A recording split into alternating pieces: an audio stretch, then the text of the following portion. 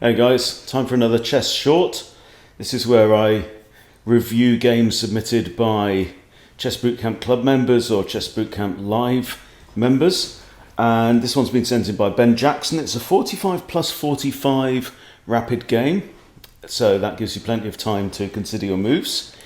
And here Ben's got the black pieces. He's rated 8-1-2. His opponent's rated 7-10. And starts with e4.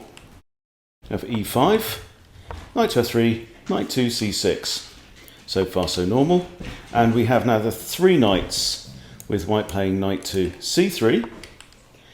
And this is, now what's this one called? This is called the Winawer defense. This is part of my repertoire. So again, we are throwing Freddy up the board. We're tempting white to capture and give up one of his central pawns for possibly a temporary gain in material, because as soon as you move the d pawn, you're likely to be able to recapture with the light squared bishop, ideally with tempo. And here white accepts the offered pawn. Probably not the best move. And now Ben plays queen e7. That's an interesting one. Now I'm not referring to my notes in any way here. I'm slightly dubious about this move. I mean, it adds a second defender to this pawn here, but it's only attacked once right now. The problem is that it's blocking in the dark squared bishop at this point in time. We may then, because we've now moved two of the three pieces that are there on the queen side, so maybe long castles is an idea at some point. White now plays the aggressive d4. So this pawn is attacked twice but also defended twice. So there's no gain for black in capturing. It does add a second attacker to the pawn, which again is defended twice. So there's no real need for black to do anything specifically about this. We might need to be concerned though with pushing d5. Because if d5 comes, it comes with tempo, so the knight will have to move and doesn't have many attractive squares, maybe b4. So, oh, of course, now capturing here, because we've got the queen on e7, of course, comes with tempo as well. Now, so if we take, then obviously white has to get out of check. But if we take with a pawn here, we are also attacking the knight. So, knight to e4 doesn't work because queen takes knight with another check and we're up a piece. So if we take here, knight there is no good. I would imagine that knight back to e2 is going to be the move. So let's see if Ben does take, no he doesn't, he pushes. He pushes, declines the discovered check. Now, knight takes pawn is not viable, so this does come with tempo, at least, and the knight can't go there or there because of our queen. It's covering both of those squares. So what's going to happen with the knight? Is the knight going to retreat? It can't go here. So it's going to either have to retreat to d2 or all the way back to g1. Interesting. Oh, no, of course, covered by the bishop. However, white has been forced to play that knight a second time. Now, this also means that the knight is attacking the pawn. Well, we've got both knights attacking the same pawn. So if we, for example, want to kick the knight can simply capture the pawn here. So it's starting to make me think that maybe the capture on d4 might have made more sense. So there's no immediate threat. I think here I'd probably play d5, but then knight can take d5, so that one doesn't work. We can't take that. Interesting position. What would I play? Knight f6 adds a second defender to the pawn and develops. So that's probably the best move at this point. Remember that black is still down a pawn because we've gambited this first pawn early on. So yeah, knight f6 makes perfect sense. And now, white comes out. Wow. White comes out with the bishop. So You've got to prefer white slightly at this point. So the threat, of course, is the bishop to here, which would force the king to move, or knight to here, not so good because they're attacking the rook, but the rook can then move. Now, very often in these situations, you'd be looking at d5. d5 doesn't work because you've got two attackers on there.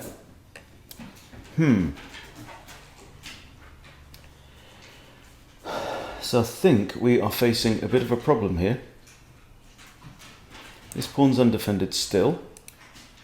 This at least means that we unleash the bishop and we can recapture a pawn. But if we play d5 now, we're likely to lose the pawn. Probably knight takes.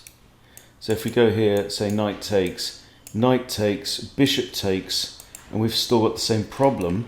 The queen is looking at the knight, but the knight's still defended by this bishop.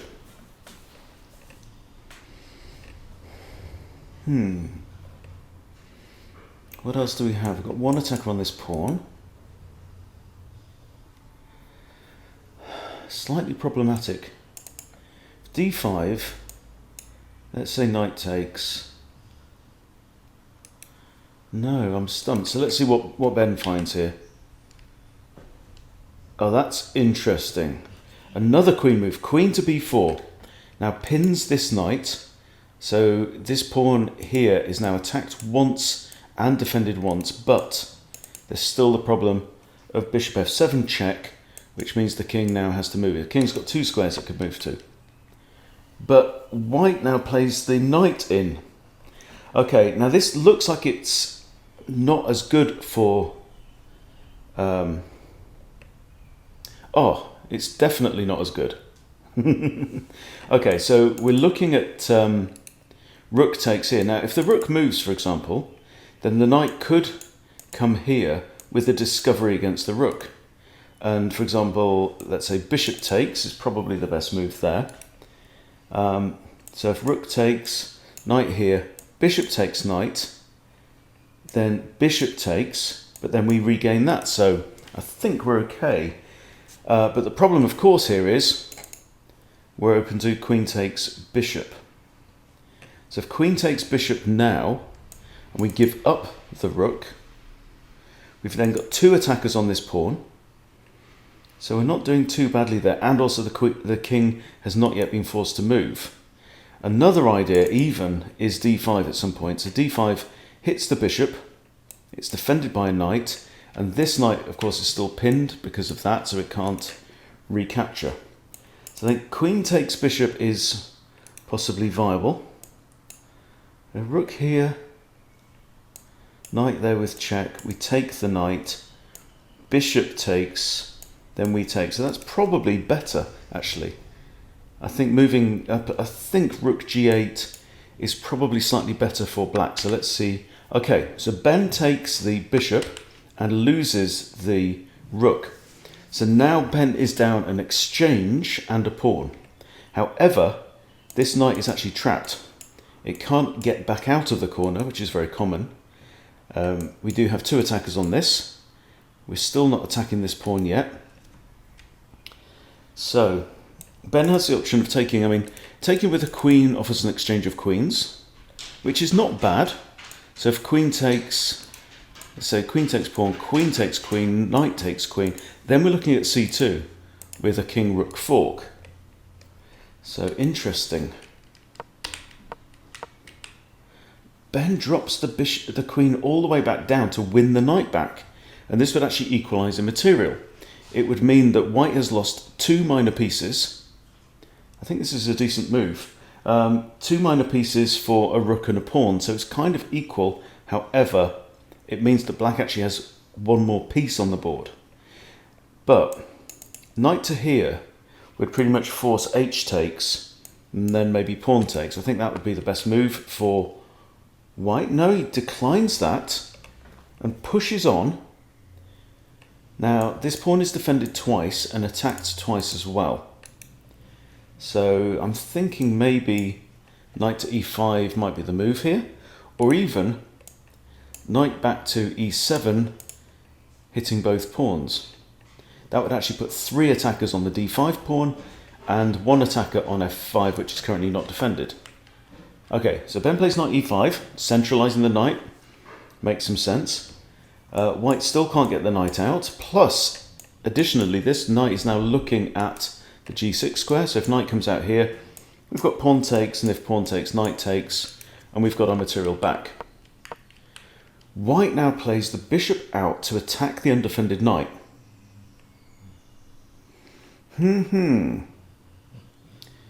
Another interesting development. So here, something like d6, and then bishop takes, d takes, we've ended up with these double pawns in the middle of the board. That's not very good. Maybe bishop out to here is what I would play. So that if bishop takes, this leaves white also without any bishops. We can recapture with a bishop, and we haven't messed up our pawn structure. Wow, okay. So knight here, yes, it's defended. So it's attacked by the queen and defended. This doesn't necessarily work because we can take. White's got messed up pawns. Okay, white now pushes on to this square. It's attacked once, twice, and defended once, twice as well. This is now getting quite complex. We can allow the pawn to take here. It's not a huge threat, but it's a big potential threat at some point in time. The question is, what do we do? Can we dislodge the queen or the bishop from the defense of this pawn? Don't see an easy way to do that. We can simply grab the knight, we lose a pawn. Wow, interesting one. Another option, of course, is just to push c6 and think about this pawn later. But we've still got a problem that the king's not castled. White has the same problem. Wow. I don't know. I don't know what I would do. Bishop takes just doesn't work because bishop takes bishop. We end up again with doubled pawns on the d file. It's a problematic move from white. Let's see what Ben plays. Pawn takes, and then bishop takes. I'd imagine we're going to trade bishops, but we don't have to. Easiest thing might just be to grab the knight. That at least avoids the problem of knight here and messing up our pawns here. So grabs the knight, okay. And we may find bishop takes bishop and then recaptures. That's not bad. Whoa. h3. I mean, it's not like this knight was a huge threat at this point.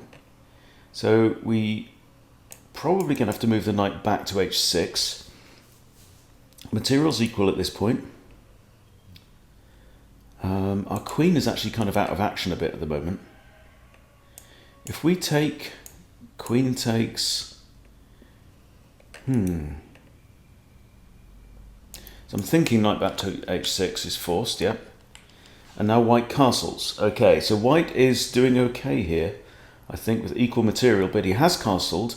Also, our king is nowhere near castling, really. And if we take here and queen takes, then we can't castle kingside, because that would be going through check. And simply castling queenside, I think, is no longer really an option. We do, however, have a hanging pawn, which comes with an attack on the bishop. So I would imagine that's what we're going to do. Okay, so now we're a pawn up. We're attacking this bishop twice, and it's defended only once by the queen. So I think either we're going to see the bishop trade itself off, or it's going to retreat somewhere here. Don't know about this square. Knight could take. Oh, wow, interesting one. But surely this just gives up a knight. Yeah, knight takes knight. Yeah, and now we've got 3 attackers on the bishop and only 1 defender. So what's white going to do? I mean, that was just, I think, a blunder. Oh, a pin. Right, I think the move here is bishop takes bishop. Obviously, this knight can't move. Having said that, bishop takes bishop and the knight falls with check. Wow. Crikey. Bishop takes, queen takes isn't possible, so we've won a piece. We're a piece up now. Okay, so let's say bishop takes, queen can't recapture because we've got this knight that can recapture. So I think we have to take the bishop. Or do we take with this? No, we take with this knight. We take with this knight, because again, queen can't recapture because bishop takes, okay? So we take this, with this knight, we defend this knight. However, white has f3, so I think that's the move. Yes, well done. Nice one, Ben. Good. Now, rook can't take there, and queen can't take there, because that defends that, and bishop defends that. However, I think I would play f3 here as white. Another idea is queen h5 check. Queen h5 invites g6, hitting the queen. Then the queen can come here with check.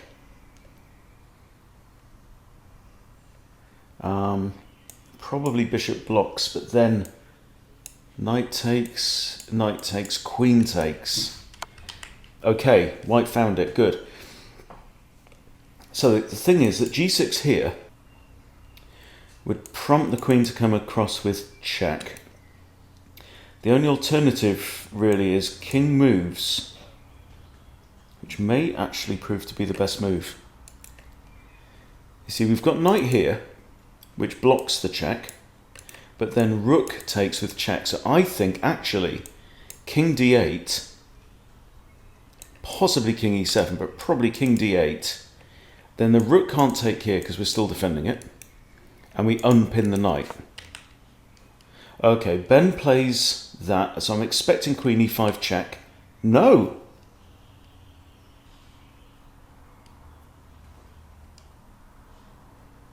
No.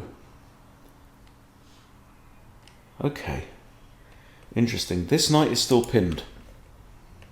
But the rook, if the rook takes, we've got knight takes, queen takes. You've won 2 knights for a rook, which is pretty good. This is also undefended though now. Wow, this is wild stuff. Wild stuff. Right, what would I play? I'd be tempted to play queen out here actually. Rook takes, knight takes, queen takes, check, move out the way. Queen here, we're threatening to take there.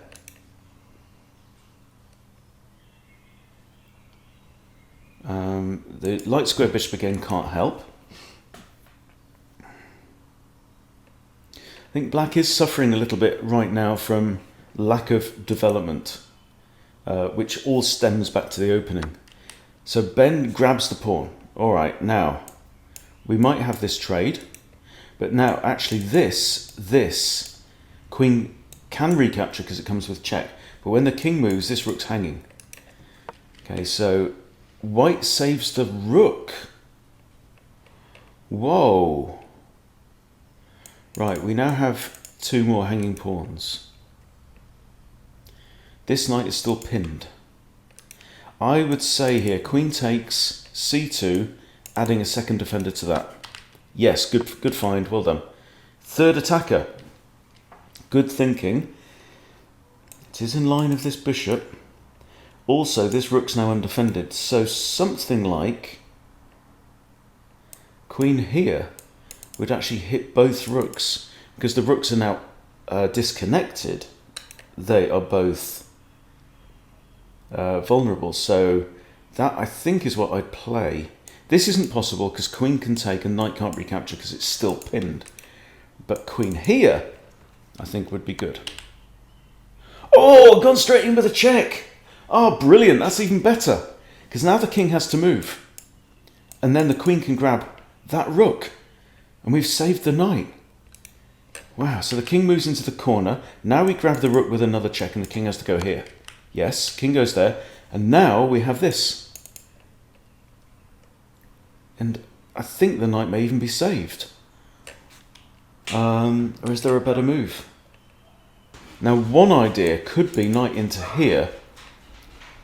But that's not even threatening mate because queen in the corner and the king can escape if the knight moves. So we've got 2 attackers on this knight, 2 defenders. That's defended. So we're actually kind of okay here. Tempted to play this. That adds another defender to that knight. Oh! No, we take the rook. Oh, fantastic. Look at that fork. Oh my, totally missed it. Totally missed it. Great find, well done. And now white is down 19 points in material. Gosh, that was a flurry of excitement, wasn't it? Check. This is not too much of a worry. I think we can just dodge the king out of the way. This could be met with that, which would force the bishop back. We don't want to get into a perpetual. Okay, that's what we've got. Bishop, oh, wow, king f7. King f7, but white can check again there. Gosh, check, king moves again. Got a king on walkabout, but defending only against the solo queen when we've got all of this army. And even a rook that's not yet in the game to defend. Check, pawn hits the queen back. Queen can come back. Another check, yeah. King moves into the middle of the board. Makes sense, this pawn is defended. This bishop is not defended. We have another check possible here, but then that can be met by that. Yep, there we go.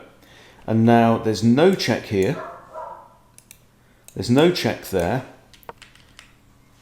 Right, so we have this. Now our queen is unprotected there, so I would suspect that we want to move the queen, or how do we attack the king? We can't really. We kind of want to bring this rook into the game, but how do you do that?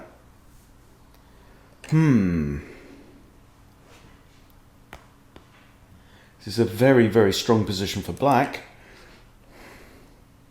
You can't move this knight and defend the queen. It doesn't work. Maybe something like a5, just defending the queen. Knight moves away. What's the idea of this? Okay, so we're opening up this check, which would force the king back here, or pawn here, but then checks. Okay. Again, I mean, white's still out of checks. Queen f4 check, yes. Pawn pushes forward. That's an obvious check.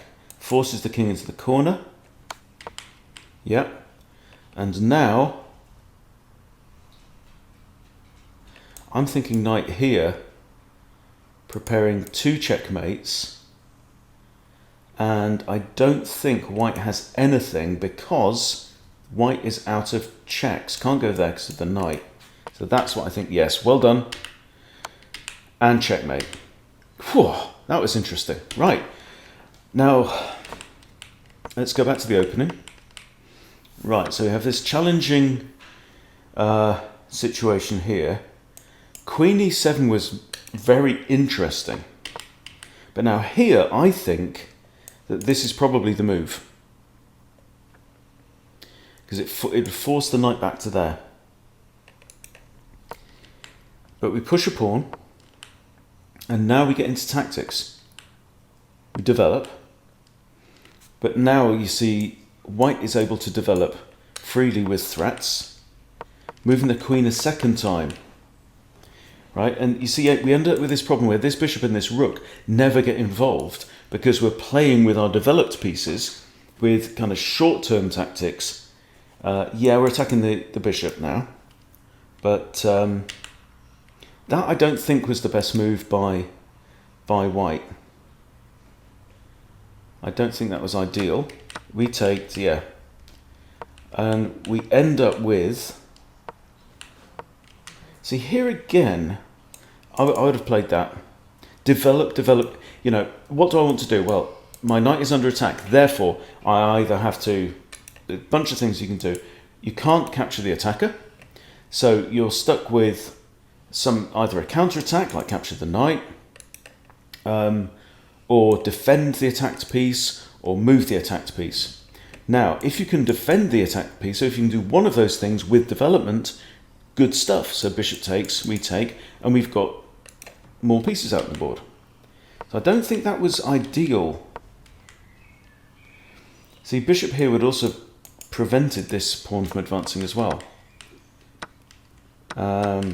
Yeah. Interesting stuff. Interesting stuff. You can see again.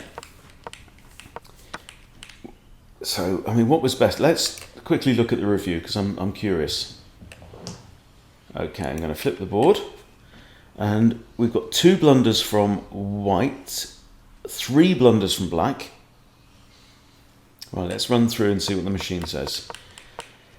Okay, the Winawer defense. Machine fancies white already, but okay, takes his best. Now, yeah, inaccurate.